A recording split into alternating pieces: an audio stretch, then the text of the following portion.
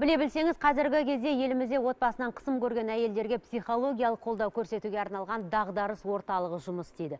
Ол жерде құрбандарға уақытша баспана беріліп, күйзелістен шығуға психологиялық көмек көрсетіледі. Одан басқа елімізде сенім телефондары да бар, құрметті көрермендер. Біз қазір экранға осы сенім телефондарының нөмірін береміз. Қазақстан бойынша 150-ді терсеңіз болады. Және де басқа қалаларда да бар. Мінекей Астана қаласы ішкі істер департаменті әйелдерді зорлық-зомбылықтан қорғау жөніндегі бөлімшесінің телефонын беріп отырмыз. Және дағдарыс орталығы одағының телефоны экранда. Мүмкін болса біз бағдарламамыздың соңына дейін осы нөмірлерді қайталап отырамыз, сондықтан жазып алуларыңыз тиіс. Біз қазір Лиманаға қарасақ, өйткені Лимана, сіз түсіндірсеңіз біздің көрермендерімізге не істеп жатқандарыңызды. Лимана, түсіндірсеңіз көрермендерімізге не істеп жатқаныңызды. Біз қазір Арайлымға сұрақ қойдым. Ол өзін дұрыс бағалау үшін, мысалға, осындай күйзелістен шығу үшін дәл қазір уақытта ол қазір жұмысқа орналасу керек, өзін өмірден табу керек. Былайша айтқанда мамандығы әлі жоқ қой. Тапсырма берілді қазір. Өзінің былайша айтқанда ең жақсы жасай алатын зат. Мақтан тұтатын заттары. Қазір біз 8-ін жазып үлгердік. Арайлым деген былайша айтқанда өте өнерлі қыз екен, келіншек. Міне, мен Арайлым жазып отыр, тазалықты өте сүйемін деп. Тамақтың түр-түрін жасай білемін, көп әдеби кітап оқимын, музыка тыңдағанды жақсы көремін, гүл өсіру менің сүйікті ісім, бау-бақшаны жақсы игеремін, әртүрлі тосап, қайнату түрлерін білемін, түрлі салат жаба аламын. Сауаттылық жағына келетін болса, құрметті көрермендер, ешқандай грамматикалық қате жоқ мына жерде. Сондықтан сауаттылық жағынан да Арайлымда барлығы дұрыс сияқты. Мұны мен не анықтағыңыз келді, Лимана? Бұл жерде айтқым келетінім, дайын маман кез келген жерде өзінің жұмыс жасай алады екен.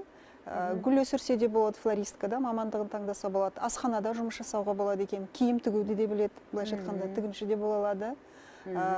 Музыкада, шығармашылықта да бар, оқуға түсіп, екінші білімін әлде де кеш емес, оқуға түсіп, өзің бір жаңа мұғалім боласың ба, жоқ балалармен жұмыс жасайсың ба. Сенде не көп? Мүмкіндік көп екен. Мүмкіндік көп екен. Ал нақты Арайлым, қандай жұмыс іздеп жүрміз? Нақты ма? Нақты әлі таңдаған жоқ ма әлі? Үй жұмысында істей беремін, үйде көмекші болып тазалықты жақсы көремін деп. Тамақ жасай аламын деп отырсың. Флорист болып жұмыс жасай аласың, дұрыс па? Осы жазғаның бәрі қолымнан келеді. Жақсы, түрлі тосап қайнатуды білемін дегенді мен бірінші рет өзім естіп тұрмын, яғни қыздар көп айта бермейтін бұл жайында. Жүріңіздер, өтейік. Рахмет Арайлым, біз көрерменімізге кезек берейік, осы ретте тыңдайық, желіде күтіп қалдыңыз, айып етпеңіз. Сәлеметсіз бе? Эфирдесіз? Алло, сәлеметсіз бе? Қайырлы күн, тыңдап тұрмыз. Мен Арайлымға айта кетейінші, өз ойымда. Айтыңыз. Мен өзі тағдырыма ұқсас десем да, бұл кісінің несі. Мен де 18 жасында тұрмысқа шығып кеттім. Білесіздер, бізде оңтүстікте алып қашып кетеді. Сүйген жігітке бардыңыз ба? Жоқ, өзімнен бір мүше жас үлкен кісі алып қашып кеткен. Енді осы тағдырым осы шығар деп енді жасадым. Осы кісі ұқсап, мен де 5 жыл жасадым. 5 жылда мен де 2 бала таптым. Жаңағы мені жас болған соң ба, енді қызғанып маған балағатта бірдеңе айтады, енді жаңағы ұрады, соғады, онда жағдай менде көп болды. Күттім, 5 жыл мен күттім жаңағы. Болмайды адам. Жоқ, болмады, адам болмады. Сосын мен де ажырастым. Ажырасуға тура келді. Мен балаларды ойламады емес, ойладым. Бірақ амал жоқ, соған тура келіп тұр. Ол кісі адам болмайтын болған соң, көзім жеткен соң мен. Шетім беді, адам болмайды дегенге қарағанда, шетім беді, не еді? Неге олай ойладыңыз? Жоқ, өзі жұмыс істемейді, ешқашанда. Мен жұмысқа шығайыншы десем, жоқ, сен жүріскер болып кетесің деген сияқты, сонда қызғанышпен ешқандай нетпеді. Мен ол ойден, былайша айтқанда, аяғымды аттап ешқайда шықпайдым, сонда да мені қызғанышпен әтеңе айтып ұратын. Солай. Қазір өкінбеймін. Аяулымға айтарыңыз?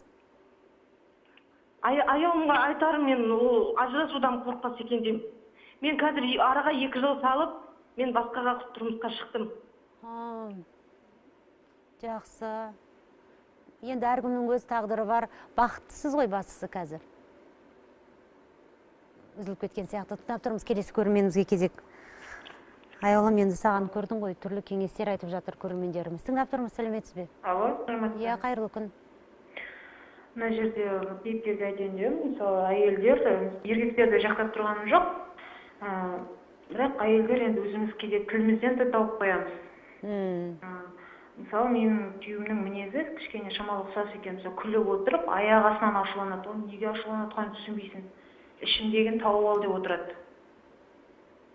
Соны психолог сол мінезге кішкене тоқтала кетсе, сол не мінез өзі деп ойлаймын да. Не мінез ол өзі? Ашуланып, аяқ астынан. Асты үстіне түсіп күтеміз, шай дайын, тамақ дайын, бәрі әйтеуір. Сол риза болса болды, главное үйде әйтеуір.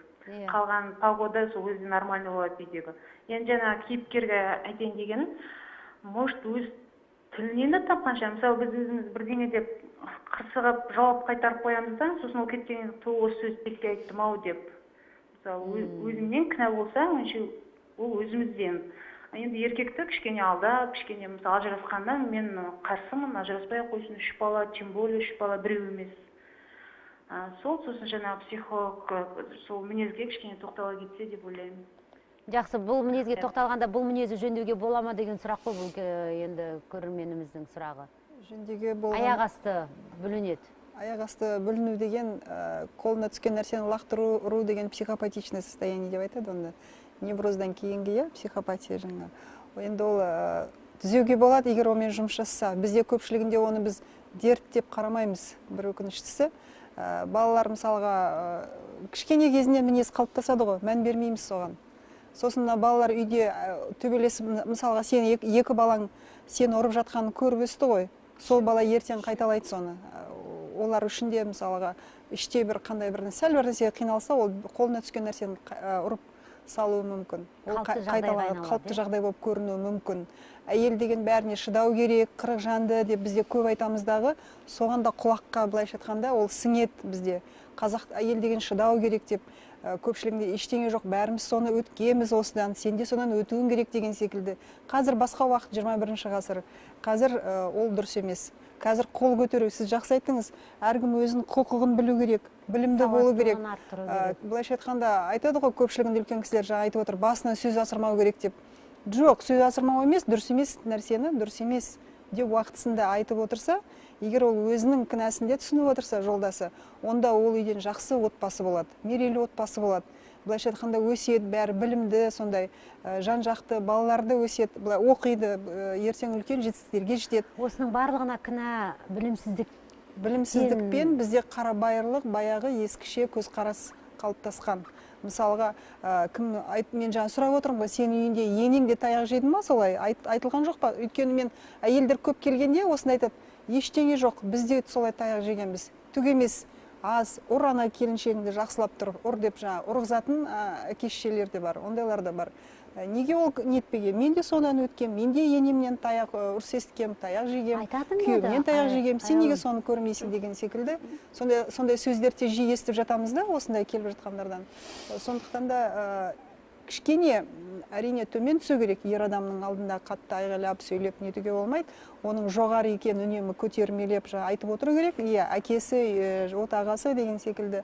Бірақ шектен шығуға болмайды. Жалпы әйел жолдасын ерім деп құрметтесе, ал ер азамат өмірлік серігін ханшайым деп алақанын айлай білсе, нағыз бақыт сол болмақ. Ал егер ер адам сөзге көнбей, ұруын тоқтатпаса жақсылап ойланыңыз. Сіздің тағдырыңыз бір адамға ғана байланып қалған жоқ шығар.